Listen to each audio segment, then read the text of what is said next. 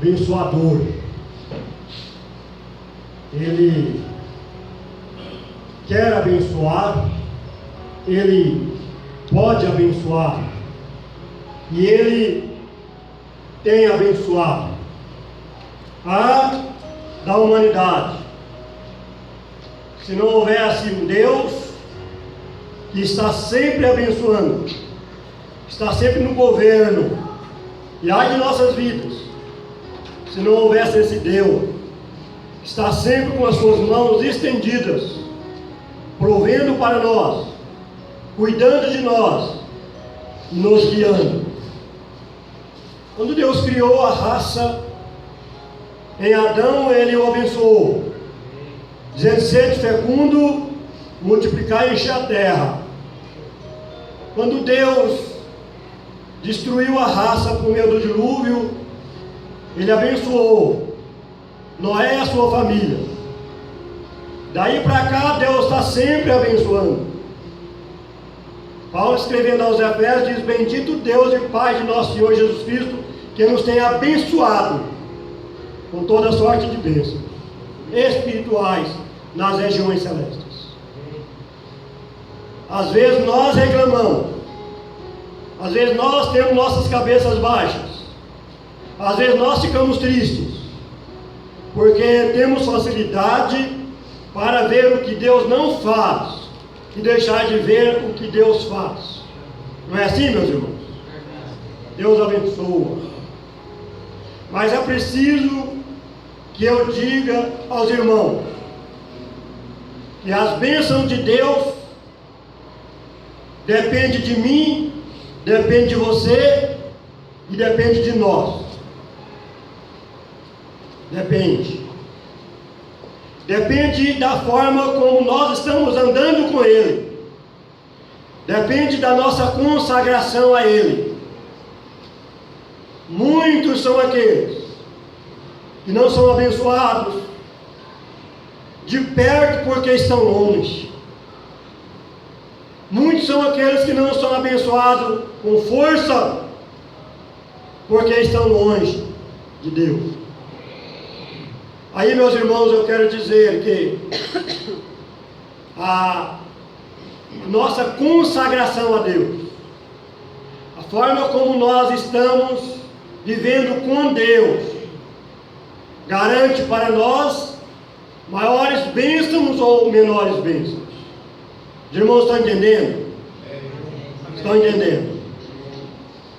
Existem pessoas que estão sempre, parece que batendo a testa numa muralha, estão sempre andando, mactolando, arrastando-se. As coisas não dão certo, as coisas não funcionam para estas pessoas ou para estas famílias. Quando vamos olhar, são pessoas e são famílias que não têm tido uma vida séria com Deus, que não têm tido uma vida de acordo com a vontade de Deus, que não têm aprendido a caminhar com Deus e para Deus. Aí, meus irmãos, eu repito, a vida de consagração é uma vida de cativa às bênçãos de Deus para o consagrado. Se nós queremos vidas abençoadas, nós precisamos andar com Ele. Jacó disse para Deus, depois de lutar com Deus a noite toda, Deus disse: deixa-me ir. Jacó disse: eu não te deixarei enquanto tu não me abençoares. Aí Deus disse: você não será chamado Jacó, mas Israel é o teu nome.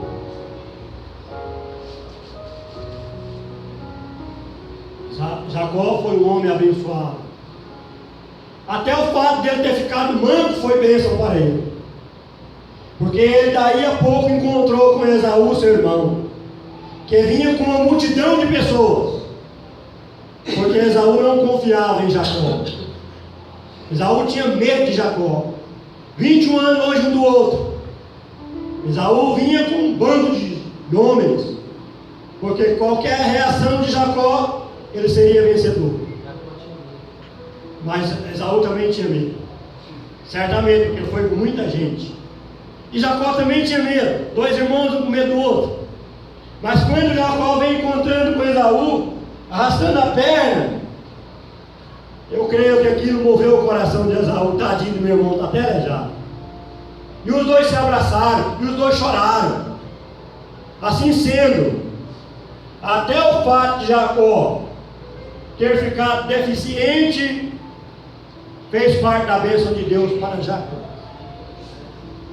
Meus irmãos, no texto nós vimos uma igreja, um grupo de irmãos que expressavam uma vida de consagração a Deus. E esta vida de consagração desta igreja e deste povo trouxe para este povo, ou para aquele povo, as bênçãos do Senhor. E nós vamos meditar sobre isso, para que aprendamos e colocamos em prática estas verdades para o nosso crescimento espiritual. O texto, no verso de número 42, e perseveravam na doutrina dos apóstolos, na comunhão, no partir do pão e nas orações. Se existe uma dificuldade na vida do povo de Deus, é para obedecer a Deus. Existem pessoas que desviam-se de Deus, porque não conseguiram obedecê-lo.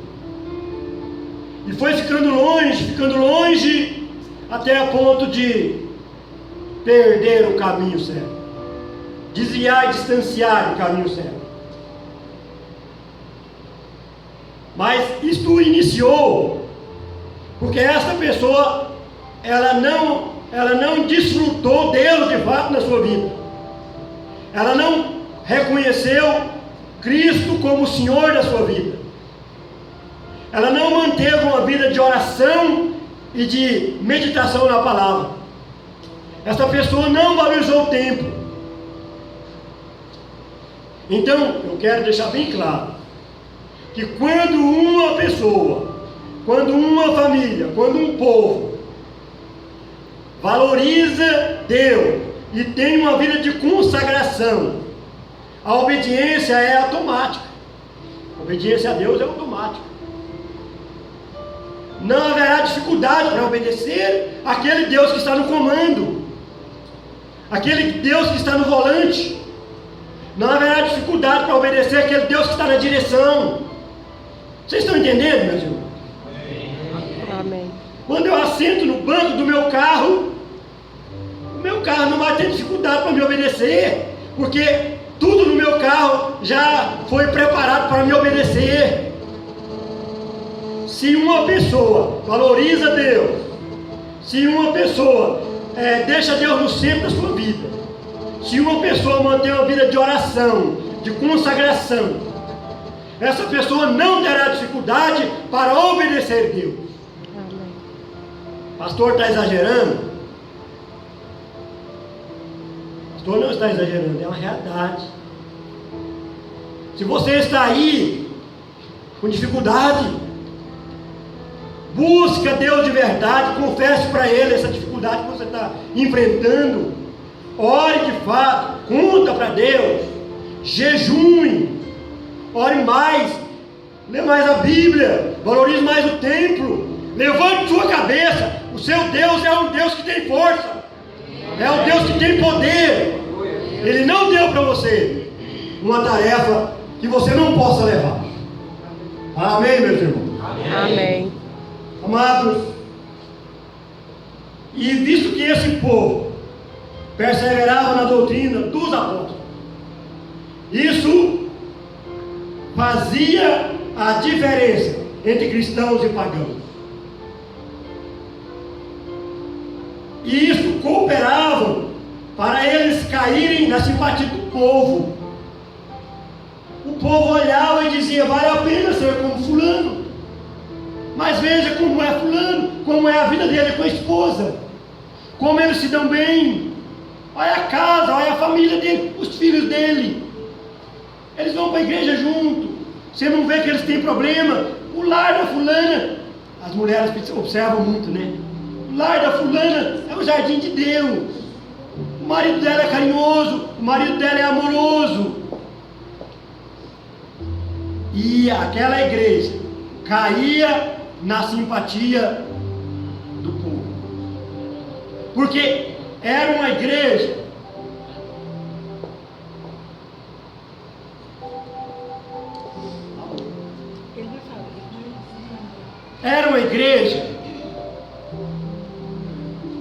que os cristãos tinham prazer em obedecer à doutrina dos apóstolos. Meus irmãos, fato é o seguinte: alguém disse que entre 100 pessoas,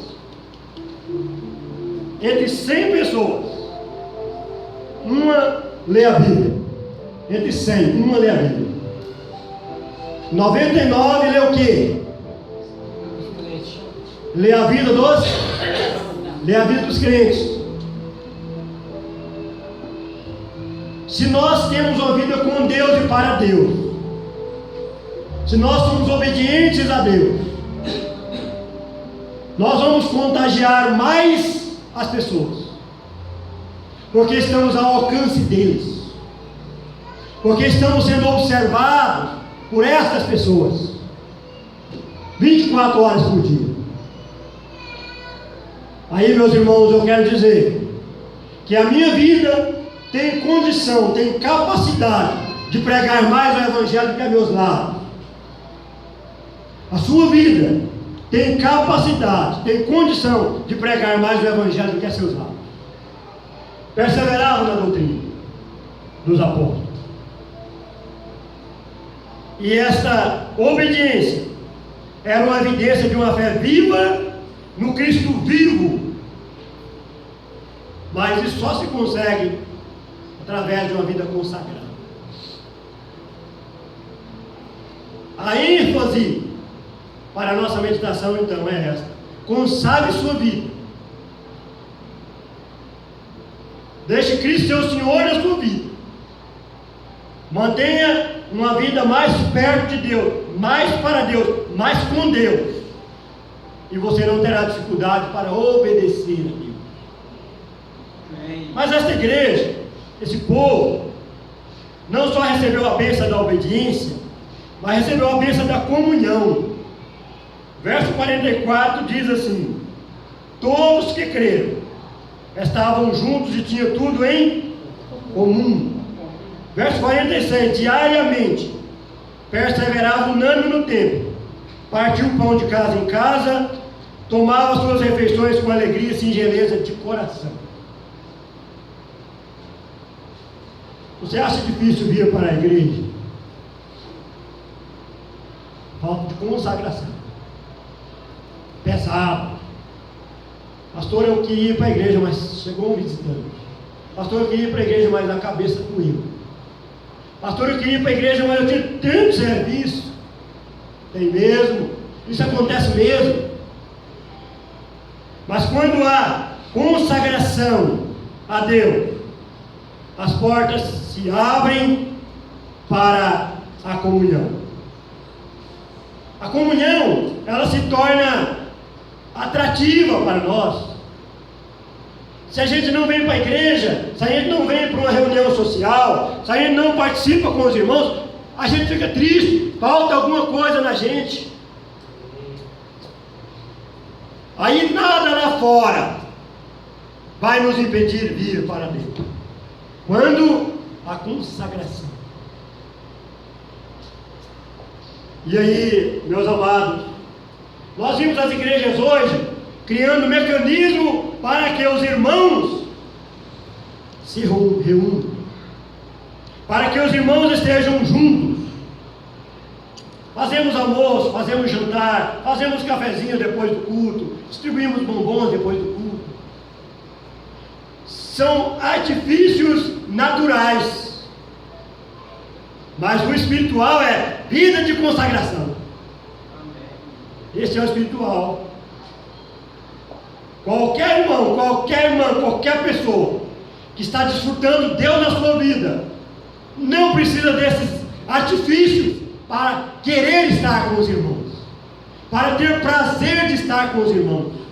Não precisa. É bom, meus irmãos, nós vemos que nesta igreja não havia partidarismo, não havia facção, era mesmo um só corpo, era mesmo uma só família, consagrada ao Deus vivo. Tinha problema nessa igreja? Tinha. Porque onde tem pessoas, tem problemas. Mas aqueles problemas não impediam a comunhão. Eles se perdoavam e tinham prazer em estar juntos, motivados e causados pela vida de consagração. E é isso que Deus quer de nós, meus irmãos. Isso que Deus espera de nós. Paulo escrevendo aos Coríntios, na primeira epístola, capítulo 1, verso 10, rogo-vos, pois, irmãos, veja só, rogo-vos, pois, irmãos, pelo nome de nosso Senhor Jesus Cristo, que faleis toda a mesma coisa, e que não haja entre vós divisões, antes sejais todos unidos, na mesma disposição mental, no mesmo parecer. Paulo escrevendo aos Coríntios, a igreja de Coríntios era uma igreja complicada, era uma igreja problemática, era uma igreja carnal. Aí Paulo escrevendo a ela, falou: olha, é pelo nome de Jesus Cristo que eu rogo a vocês, que vocês falem as mesmas coisas. Não deixe a divisão encher os vossos corações, não deixe a divisão ter parte em vocês. Sabe por quê, meus irmãos? Porque um reino unido jamais será vencido. Amém. Mas um reino dividido já está vencido. Assim, meu irmão, minha irmã, vamos nos guardar da divisão. Vamos nos unir mais e melhor. Vamos valorizar o meu irmão, a minha irmã. Ela é diferente de você, ele é diferente de você, ele fala diferente de você, ele não gosta de pescar e você gosta, ele não gosta de viajar e você gosta, ele não gosta disso, não importa, ele é filho de Deus, remido pelo sangue de Jesus, você é filho de Deus, remido pelo sangue de Jesus. Vamos valorizar uns aos outros e não deixar que a divisão faça um abscesso entre nós. Em nome de Jesus. Amém. Amém. Mas esta igreja, esse povo, eles desfrutavam também da bênção de um amor prático. No verso 45 diz aí: vendiam suas propriedades e bens, distribuindo o produto entre todos, à medida que alguém tinha necessidade. Isso aqui no contexto atual é difícil, não é?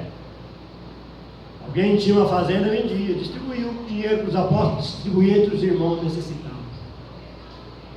Alguém tinha 2 carros, um era vendido para distribuir entre os irmãos. Naquela época não tinha carro não, tá? Carro de boi, né? Tinha alguma coisa de valor naquela época, carro motorizado.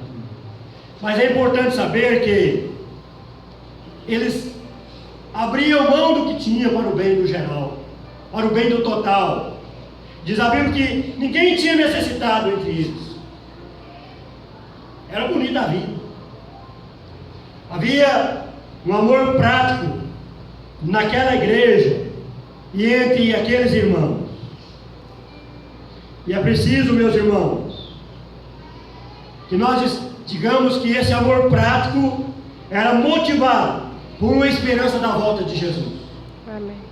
Aqueles cristãos esperavam Jesus a qualquer momento. Aí eles diziam: por que eu vou ter fazenda se Jesus vem e eu não vou levar? Por que eu vou ter 2 casas se Jesus vem e eu não vou levar? Aí eles vendiam, entregavam para ser distribuído entre os irmãos carentes. Porque Jesus falou que haveria de ir, mas voltaria. Eles esperavam Jesus naquele século, naquele primeiro século. Qualquer hora o nosso Senhor vem, qualquer hora o nosso Senhor vem, qualquer hora o nosso Senhor vem. Estamos no século 21, o nosso Senhor não veio. Mas, meu irmão Alex, nós estamos mais perto da vinda do nosso Senhor, tá? Maurício, nós estamos mais perto. Diz a Bíblia, dentro de pouco tempo aquele que vem virá e não tardará. Amém. E é por isso, meus irmãos, que nós podemos pôr em prática esse amor prático. A palavra de Deus declara no Evangelho, na Epístola de João 3,18: filhinhos, não amemos de palavras, mas de fato e de verdade. Não amemos de palavras, mas de fato e de verdade. Então, amar prático é possível aquele que se consagra a Deus. Porque Deus, Ele é o quê? Ele é amor. E quando a gente caminha com Ele, junto com Ele, Ele derrama esse amor. Ele pode derramar esse amor no nosso coração. O fato da igreja de Jesus não estar conseguindo amar de fato, de verdade, porque a igreja de Jesus é de Jesus, mas não está andando com Ele, mas não está comungando com Ele, mas não está recebendo o poder dele para isso. Quarto, nós vimos que esta igreja, esse povo, ela recebia também a bênção do crescimento em número. No verso de número 47, diz aí, 47 diz, especialmente a última parte: enquanto isso, acrescentava-lhes o Senhor dia a dia os que iam sendo salvos. Deus acrescentava quem? Os que iam sendo salvos. A vida da igreja cativava as pessoas para querer ser membro da igreja. As pessoas, o vizinho seu, a vizinha sua: opa, eu vou para a sua igreja também, acho tão bonita a sua vida. Seu parente, seu pai, seu meu avô também, quero ser como você. E Deus ia acrescentando dia a dia quem? Os que iam sendo salvos. Meus irmãos, é necessário dizermos que a igreja é comparada com um edifício. De quem? De Deus. É Deus quem está edificando a sua igreja. Paulo disse: eu plantei, Apolo regou, mas o crescimento veio do Senhor. Em Atos capítulo 13, verso 48, a palavra de Deus declara que creram todos que foram destinados para a vida eterna. Assim nós sabemos que nós podemos usar todos os processos para a igreja crescer. Podemos ir para a rua evangelizar, e não está errado isso. Levar o evangelho a toda criatura está certo. Podemos usar outros mecanismos como celas. Mas olha, eu quero dizer para os irmãos, que o mecanismo que Deus opera é a consagração minha, é a consagração sua, é a consagração nossa. Quando uma igreja se rende a Cristo, se rende a Deus de verdade, e o tem como primazia, e entrega a Ele de fato, Deus vai dar para esta igreja como recompensa outras almas. Isto é uma verdade. Isto é uma realidade. Uma mulher com saúde vai gerar outros filhos com saúde. Mulher doente não gera, se gerar, gera filhos doentes. Uma igreja com saúde tem condição de gerar filhos automaticamente com saúde. É um processo do Espírito de Deus. dar filhos a uma igreja que tenha comunhão com Deus de verdade, de fato. Aí, meus irmãos, nós encerramos a nossa palavra, simples, baseada num texto simples, mas nós encerramos esta palavra no poder do Espírito de Deus, dizendo para cada um de vocês que o crescimento desta igreja, a sua obediência a Deus, a sua comunhão, depende da sua consagração a Deus. Se você se entregar a Deus, se nós nos entregarmos a Deus, estas verdades desse texto há de acontecer em nós automaticamente. E Deus será honrado, e Deus será glorificado, e nós vamos ter alegria por isso. Deus nos abençoe, em nome de Jesus. Amém.